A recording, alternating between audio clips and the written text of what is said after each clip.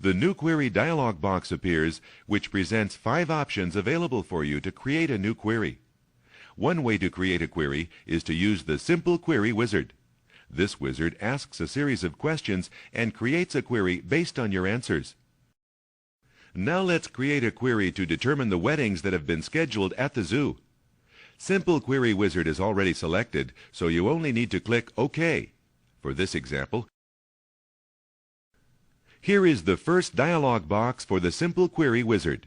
The Tables Query drop-down list box allows you to choose the tables you want to use for the query. You can use either tables or queries if they exist as the source of information for a query. Reservations for weddings are included in the table named Banquets. Since you will be creating a query to find information about wedding reservations, you will be working with the Banquets table.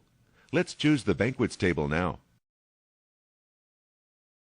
The next step is to select fields for the query. Queries create a subset of a table and show you only the fields you choose. Select a field and click the single arrow button or just double-click the field. Clicking the double arrow button selects all fields in the table.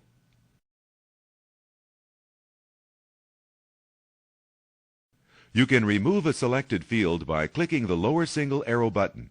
To deselect all fields and start over, click the lower double arrow button. Let's keep these fields. In this query, you need to list the record details in order to locate the wedding reservations. The Summary option allows you to group records and generate queries with calculations such as sums or averages for the grouped records. Access supplies a default name for the query, which you can change if you'd like, and then asks you whether to open the query or continue modifying the design of the query. Let's view the query results before learning about the design view for queries. Here is the Banquets query in Datasheet view. As you can see, all of the records from the Banquets table are included.